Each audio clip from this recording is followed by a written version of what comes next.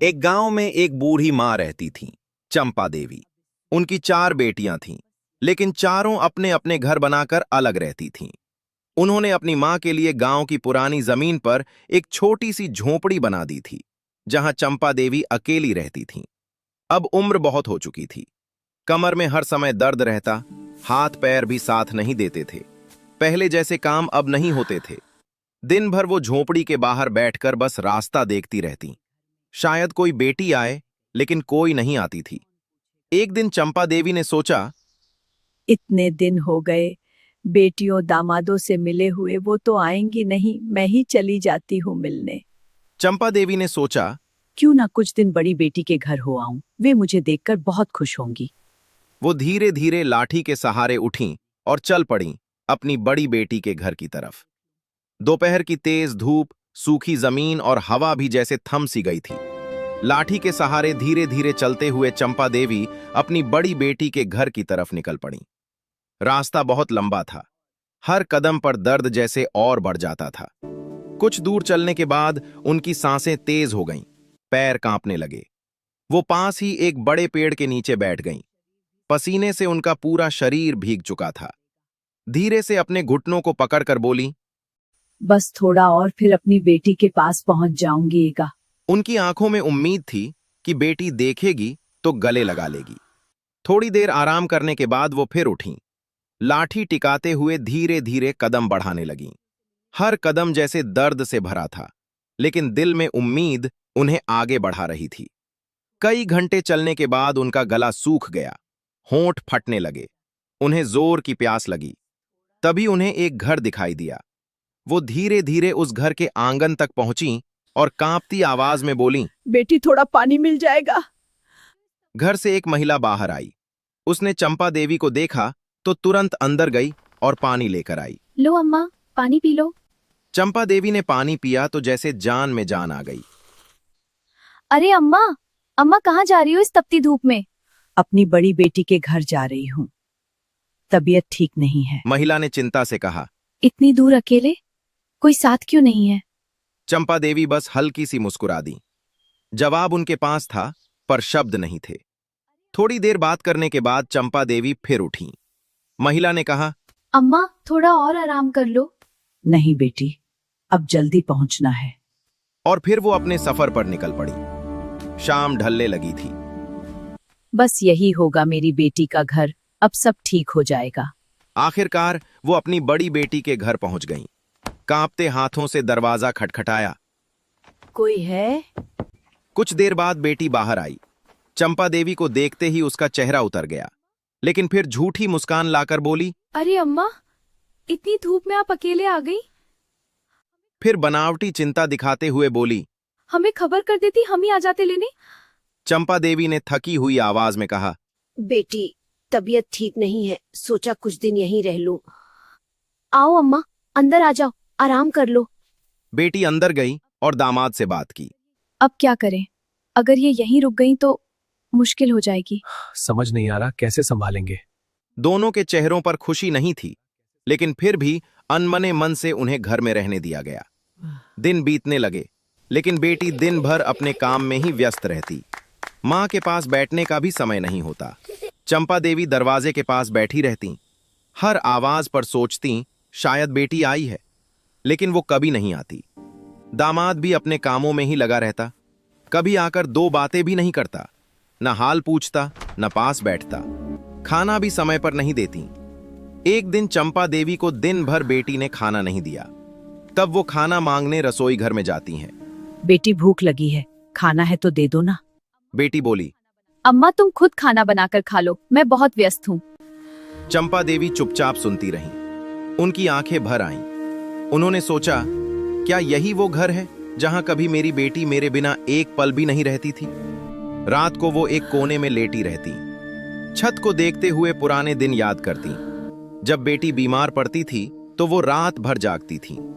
जब उसे भूख लगती थी तो खुद भूखी रह जाती थी। और आज उनके पास बैठने वाला भी कोई नहीं था। कुछ दिन ऐसे ही बीत गए। फिर एक दिन बेटी उनके पास आई। चंपा देवी के चेहरे पर हल्की सी खुशी आई। शायद आज मेरा हाल पूछेगी।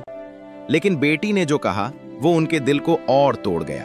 अम्मा, आप क्यों नहीं चली जाती दूसरी बहन के घर? वहां आपका अच्छे से ख्याल रखेंगी।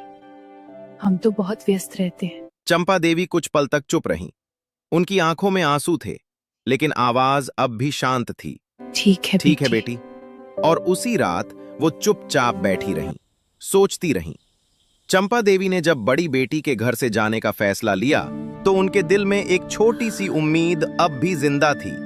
शायद मेरी दूसरी बेटी मुझे समझेगी।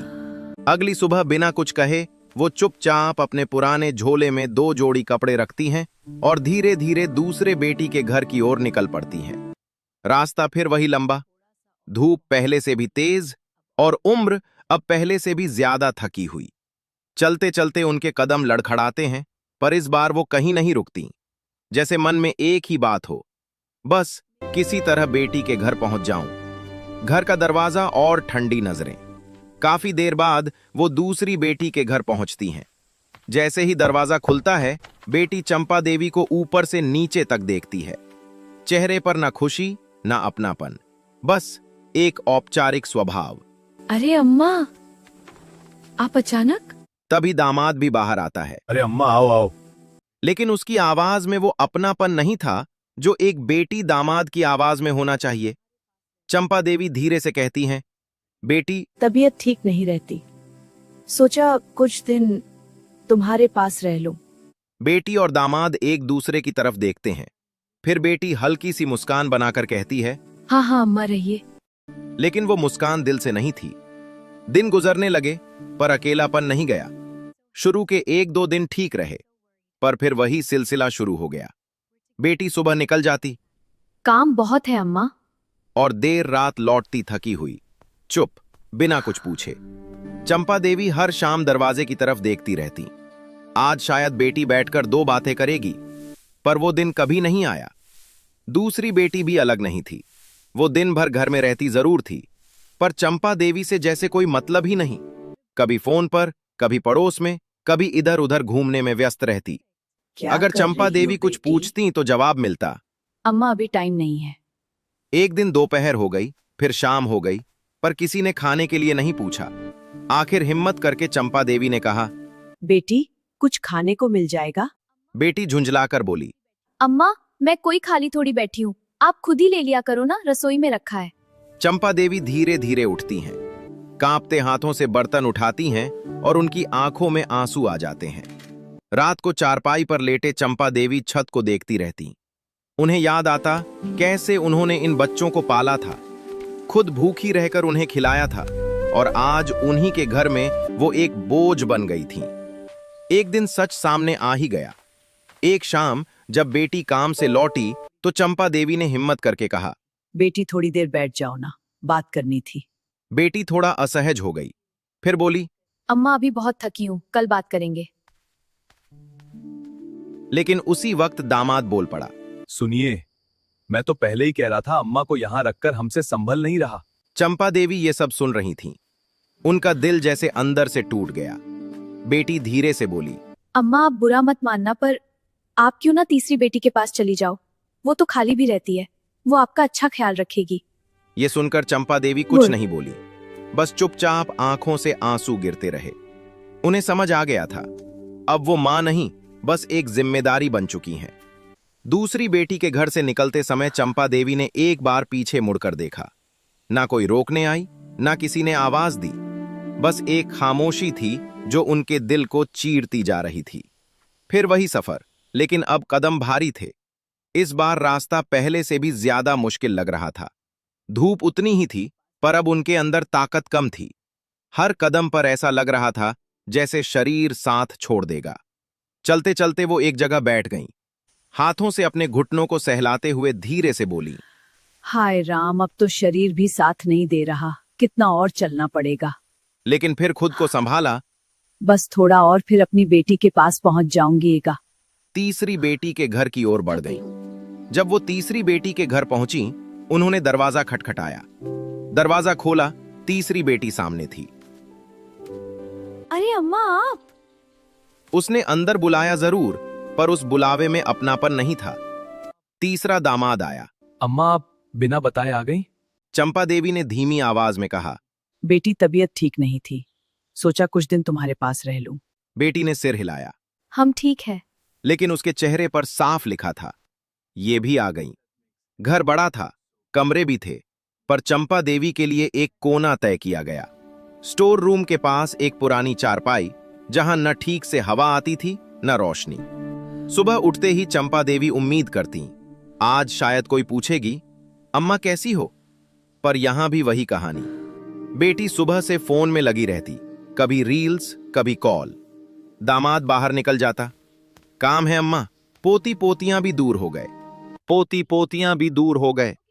घर में बच्चे थे, पर उन्हें भी सिखा दिया गया था, दादी के पास मत जाना, मत जाना, वो बूढ़ी है। चंपा देवी दूर से उन्हें खेलते देखती रहती। मन करता उन्हें गोद में उठाएं, प्यार करें, पर कोई पास नहीं आता। एक दिन दोपहर में चंपा देवी बहुत देर तक बैठी रहीं। कोई नहीं आया। आखिर खुद ही रसोई में जाकर देखा, कुछ भी उनके लिए अलग से नहीं रखा था। उन्होंने बची हुई सूखी रोटी उठाई और पानी के साथ खा ली। आंखों से आंसू गिरते रहे। एक रात चंपा देवी पानी पीने उठीं तो उन्होंने कमरे के बाहर बेटी दामाद की बातें सुनी। बेटी कह रही थी, कब तक रखेंगे इन्हें? ना काम करती हैं, बस पड़ी रहती हैं। दामाद बोला, मैं भी सोच रहा हूँ क्यों ना चौथी वाली के पास भेज दें। मां का दिल अब टूट चुका था। यह सुनकर चंपा देवी वहीं दीवार के सहारे बैठ गईं। आंखों से आंसू बहते रहे, पर इस बार दर्द अलग था। अब उन्हें किसी से उम्मीद नहीं थी। अगली सुबह होते ही चंपा देवी ने बिना कुछ कहे अपना छोटा सा झोला उठाया और चुपचाप घर से बाहर निकल गईं। किसी ने रोका नहीं, किसी ने पूछा नहीं। चंपा देवी धीरे धीरे चलते हुए थके हुए कदमों से चौथी बेटी के घर की ओर बढ़ रही थीं। इस बार उनके मन में डर नहीं था, बस एक अजीब सी शांति थी। अब जो होगा देखा जाएगा। जब वो चौथी बेटी के घर पहुंची तो वहां कोई बड़ा मकान नहीं था, बस मिट्टी की दीवारों से बना एक छोटा सा घर, छप्पर की छत। आंगन में टूटी सी चारपाई पर जैसे ही उन्होंने आवाज दी, बेटी, अंदर से उनकी बेटी दौड़ती हुई बाहर आई। बेटी की आंखों में आंसू। अरे अम्मा! उसने तुरंत मां के पैर पकड़ लिए, आंखों में आंसू भर आए। अम्मा पहले क्यों नहीं आई? तभी दामाद भी बाहर आया। उसने तुरंत पानी दिया। अम्मा अंदर आइए, देखिए कितनी कमजोर हो गई हैं आप। उसकी आवाज में कोई बनावट नहीं थी, बस सच्चा अपनापन था। गरीबी थी, लेकिन दिल बहुत बड़ा था। घर में कुछ खास नहीं था, ना बढ़िया बिस्तर, ना अच्छा खाना, लेकिन जो था वो पूरे दिल से था। फिर जल्दी जल्दी चूल्हा जलाया। अम्मा आज आपके लिए गरम गरम रोटी बनाऊंगी। तब एक छोटा सा बच्चा भागता हुआ आया। दादी आ गई, दादी आ गई। वो सीधे चंपा देवी की गोद में चढ़ गया, उसे कसकर पकड़ लिया। दादी अब आप कहीं मत जाना। चंपा देवी की आंखों से आंसू बहने लगे, लेकिन इस बार ये आंसू दुख के नहीं, खुशी के थे।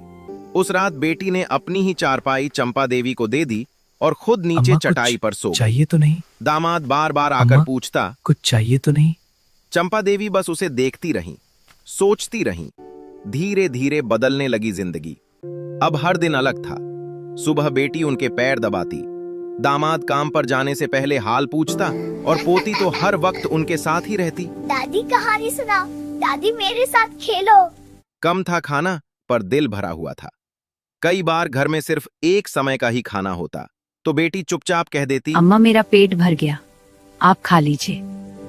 लेकिन चंपा देवी समझ जाती और आधा खाना पोती को दे देती, आधा खुद खाती। मां का दिल अब शांत था। अब चंपा देवी के चेहरे पर फिर से मुस्कान आने लगी थी। उन्होंने मन ही मन कहा, भगवान, तूने सब कुछ नहीं दिया, पर जो दिया वो सबसे अनमोल है। चंपा देवी अब अपनी छोटी बेटी और दामाद के साथ खुशी खुशी रहने लगी थी। समय धीरे धीरे बीतता गया, साल गुजर गए, लेकिन उम्र ने अब अपना असर दिखाना शुरू कर दिया था। अब शरीर थक चुका था। एक दिन चंपा देवी बिस्तर से उठ ही नहीं पाईं। अब वो पूरी तरह बिस्तर पकड़ चुकी थीं। चलना फिरना भी मुश्किल हो गया था। बेटी दिन रात उनकी सेवा करती। दामाद काम से लौटकर सबसे पहले मां के पास बैठता और उनकी पोती अब बड़ी हो चुकी थी। लेकिन आज भी दादी का हाथ पकड़कर बैठती थी। एक दिन आखिरी बात। उस रात चंपा देवी ने धीमी आवाज में कहा, बेटी जरा पास आओ। बेटी और दामाद दोनों घबरा कर उनके पास बैठ गए। चंपा देवी मुस्कुराईं, पर आंखों में एक अजीब सी शांति थी। बेटी, अब मेरे जाने का समय आ गया है। घर में सन्नाटा और आंसू। ये सुनते ही बेटी और दामाद दोनों फूट फूट कर रोने लगे। माँ, ऐसा मत कहो, हमें कुछ नहीं चाहिए, बस आप हमारे साथ रहो। बेटी उनके पैर पकड़कर रोने लगी। अम्मा, आप हमें छोड़कर मत जाओ। चंपा देवी ने उनके सिर पर हाथ रखा, धीरे से बोली, मेरी 4 बेटियां हैं, फिर भी इस बुढ़ापे में मैं अकेली हो गई थी। उनकी आंखों से आंसू बहने लगे। मैं सबके लिए बोझ बन गई थी, लेकिन तुम दोनों ने मुझे माँ समझकर रखा। मैं तुम दोनों को कुछ देना चाहती हूँ। दामाद तुरंत बोला, माँ, हमें कुछ नहीं चाहिए, आप ही हमारे लिए सब कुछ हो। चंपा देवी हल्के से मुस्कुराईं। बेटी, मेरे जाने के बाद तुम्हारे पास मेरी कोई निशानी तो होनी चाहिए। उन्होंने धीरे धीरे कहा, उस पुरानी जमीन पर जहाँ मेरी झोपड़ी है, घर के कोने में जमीन खोदना, वहाँ एक पुराना संदूक है। बेटी और दामाद चौंक गए। उस संदूक में मेरी सारी जमा पूंजी है। मैंने उसे सालों से छुपा कर रखा। मैं तुम चारों बेटियों की परीक्षा ले रही थी, देखना चाहती थी कौन सच में मेरा अपना है। और बेटी, इस परीक्षा में तुम पास हो गई। अब तुम दोनों अच्छे से अपनी जिंदगी जीना, कभी किसी गरीब को खाली हाथ मत लौटाना और हमेशा साथ रहना। माँ चली गईं, लेकिन प्यार छोड़ गईं। इतना कहकर चंपा देवी की आंखें धीरे धीरे बंद हो गईं। चेहरे पर सुकून था, जैसे उन्हें सब मिल गया हो। अगले दिन बेटी और दामाद पुराने घर गए। कांपते हाथों से जमीन खोदी और सच में उन्हें वही संदूक मिला। जब खोला तो अंदर सोने के सिक्के, गहने, सब कुछ था। लेकिन सबसे बड़ा खजाना क्या था? बेटी की आंखों से आंसू बहने लगे। यह दौलत नहीं, यह माँ का प्यार है। आगे क्या हुआ? उन्होंने उस धन से अपना छोटा सा घर ठीक किया, पोती की पढ़ाई करवाई और सबसे बड़ी बात, गांव के गरीब लोगों की मदद शुरू कर दी। दूसरी बेटियों को जब पता चला तो वह भी दौड़ी दौड़ी आईं, लेकिन अब बहुत देर हो चुकी थी। उन्हें पछतावा हुआ, पर माँ बाप बोझ नहीं होते, वो हमारी सबसे बड़ी दौलत होते हैं। जो उनका साथ देता है उसे जिंदगी भी साथ देती है। जो व्यक्ति अपने माता पिता का ख्याल रखता है, उनका सम्मान करता है और उन्हें प्यार देता है, चाहे उसके पास धन की कमी हो, उसके जीवन में सच्चा सुख और आशीर्वाद हमेशा बना रहता है। दूसरी तरफ जो उन्हें बोझ समझता है, उन्हें टालता है या जिम्मेदारी मानकर परेशान होता है, उसके पास भले ही सारी दुनिया की दौलत हो, फिर भी दिल हमेशा खाली और अकेला रहता है। दोस्तों, कैसी लगी कहानी आपको? एक प्यार भरा फीडबैक जरूर देना और चैनल पर नए हो तो हमारे चैनल से जुड़ जाना।